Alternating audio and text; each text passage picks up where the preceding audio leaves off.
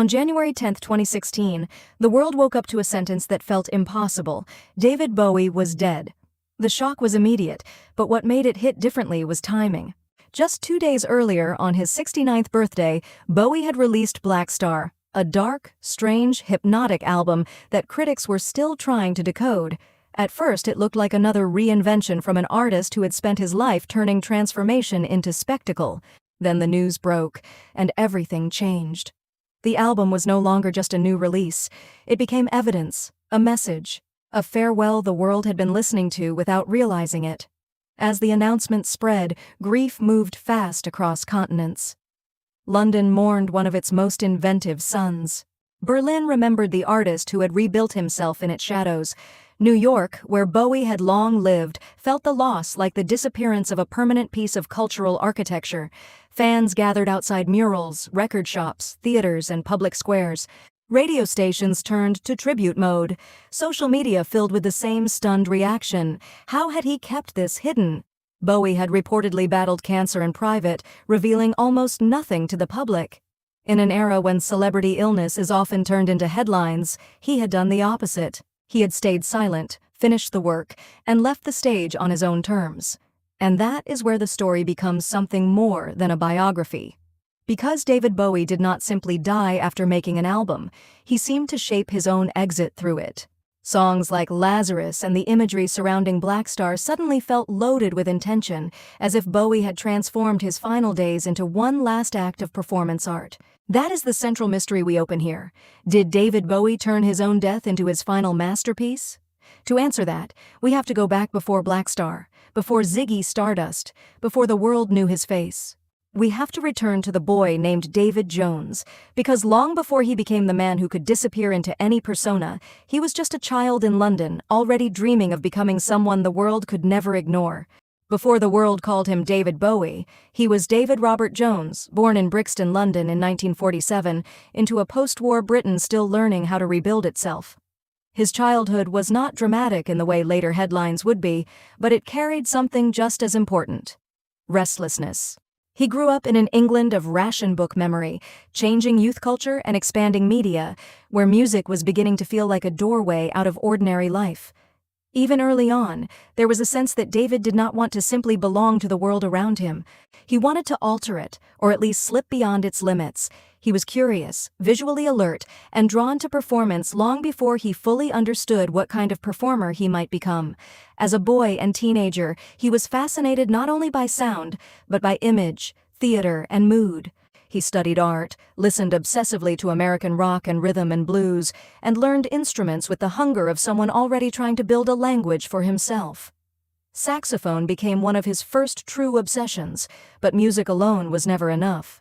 He was watching style, gesture, attitude, posture, how identity could be constructed and performed.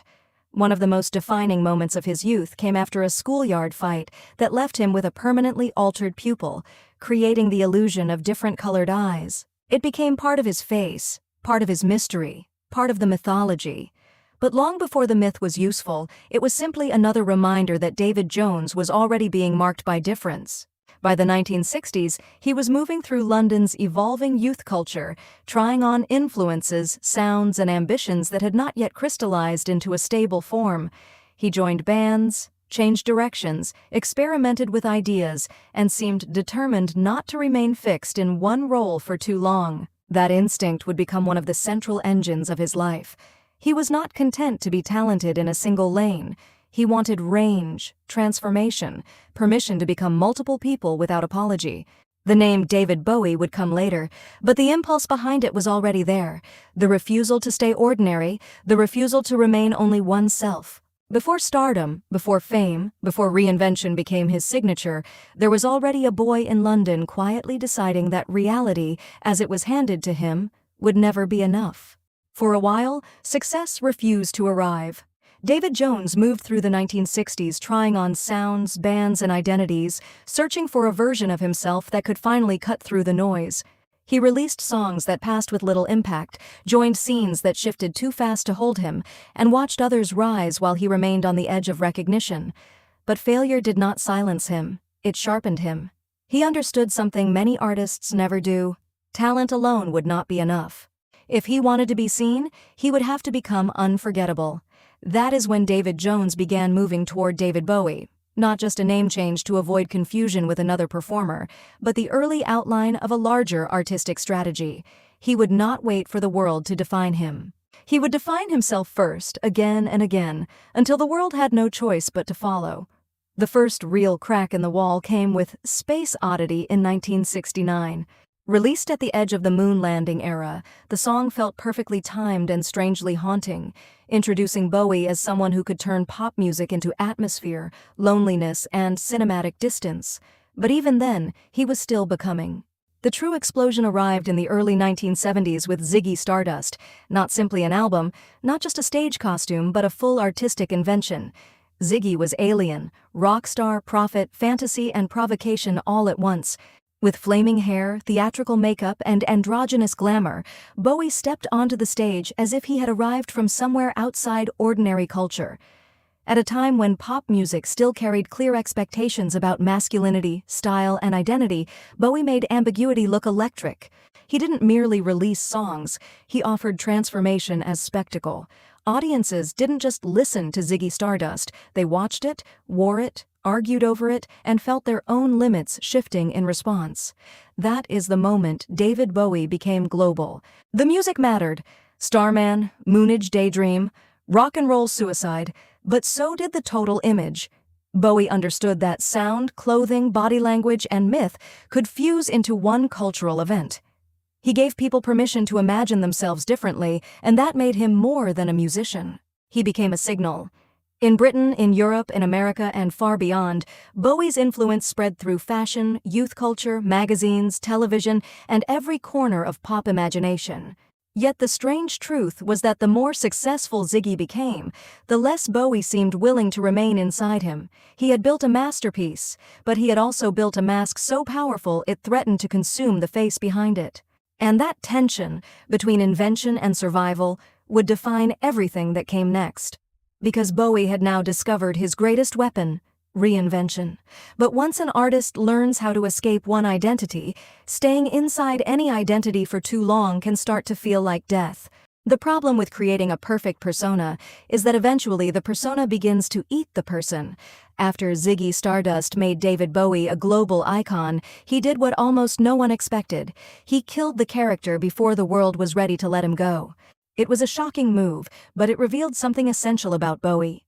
He did not want to become a prisoner of his own success. He wanted motion, so he kept changing, musically, visually, emotionally. Glam gave way to soul. The stage alien became a sharper, more elegant, more dangerous figure. Albums like Young Americans and Station to Station showed an artist refusing stability, but beneath the brilliance there was growing instability of another kind. Bowie was now living inside a machine of fame, performance, travel, and expectation that never truly stopped. Reinvention was his gift, but it was also becoming a survival mechanism. By the mid-1970s, that survival came with a cost. Cocaine use, paranoia, exhaustion, and emotional isolation began to shadow his life. The Thin White Duke era remains one of the most fascinating and unsettling chapters of Bowie's career because it fused artistic precision with personal unraveling. He looked immaculate, sounded controlled, and projected icy sophistication. Yet behind the image was a man drifting toward psychological collapse. Fame had widened his world, but also thinned it out.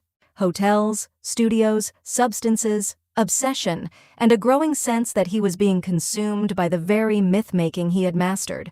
Bowie would later distance himself from parts of this era, and for good reason. The work was powerful, but the human cost was real. Genius was still operating at full voltage. The man producing it was increasingly at risk. That is why Berlin matters so much. Berlin was not simply another stylish phase. It was, in many ways, an escape route. Leaving Los Angeles behind, Bowie moved to Europe and entered a colder, quieter, more fragmented atmosphere that allowed him to rebuild. Alongside collaborators like Brian Eno, he created music that sounded unlike pop stardom trying to remain fashionable. It sounded like recovery, experimentation, and reinvention stripped down to necessity. The so-called Berlin trilogy, Low, Heroes, and Lodger, became proof that Bowie could survive not by repeating what had made him famous, but by abandoning it. He did not return to the world as the same man. He returned as someone who had learned how to use art, not only to shock audiences, but to rescue himself. And that is what made Bowie different from almost every other icon of his era. Each time he disappeared, it was not always collapse. Sometimes it was strategy, sometimes it was healing, sometimes it was the only way to stay alive inside a career built on becoming someone else. In his final years, David Bowie seemed to recede without disappearing. He was no longer the omnipresent shapeshifter of earlier decades, no longer constantly reinventing himself in public view. Instead, he became quieter, more selective, almost ghost-like in the way he moved through culture. There were appearances, recordings, and carefully chosen projects, but much of his life folded inward. To the outside world, this looked like maturity, privacy, maybe even contentment. What almost no one understood was that another story was unfolding behind the silence. Bowie had been diagnosed with cancer, and he kept that reality almost entirely hidden. In an age when celebrity illness is often turned into public narrative, he did the opposite. He protected the secret, narrowed the circle, and continued working with extraordinary precision. The countdown had already begun, but the world was still reading him as merely quiet. That silence is what makes Blackstar feel almost supernatural in hindsight. Released on January 8, 2016, Bowie's 69th birthday, the album arrived like a riddle. It was dark, fragmented, elegant, unsettling, full of images that seemed to hover between theater, ritual, and death. At first, critics heard it as one more fearless reinvention from an artist who had always moved ahead of interpretation. But once Bowie died 2 days later, the album transformed overnight. Songs like Lazarus no longer sounded experimental in the usual sense. They sounded deliberate, intimate, and devastatingly direct. The music video for Lazarus, with Bowie in bed, eyes bandaged, body retreating into darkness, became impossible to watch as simple performance. It felt like a farewell staged with full awareness, not melodramatic, not sentimental, controlled. Bowie was not only making art while dying, he was turning the fact of dying into art. That is what gives his final chapter its unique emotional power.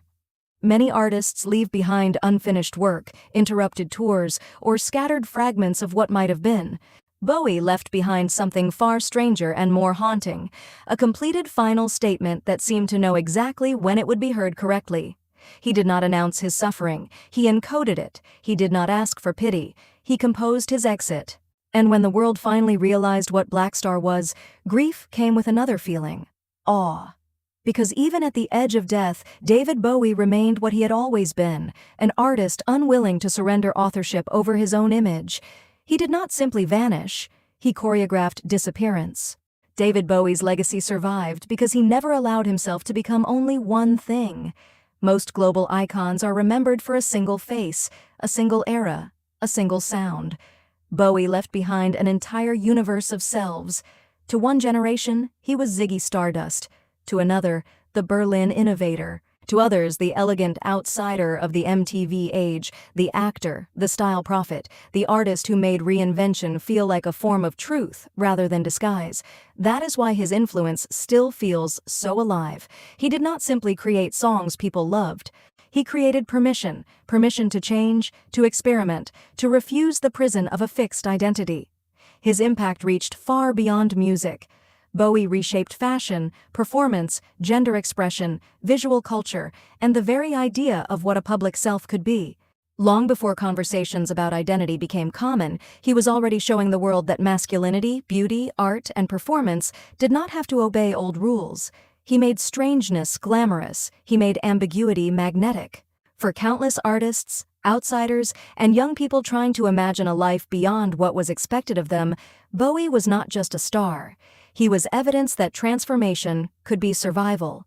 That may be the deepest reason his death felt so unusual. The world was not losing a fixed legend. It was losing an artist who had taught generations how not to disappear inside convention. And yet, in another sense, he never left.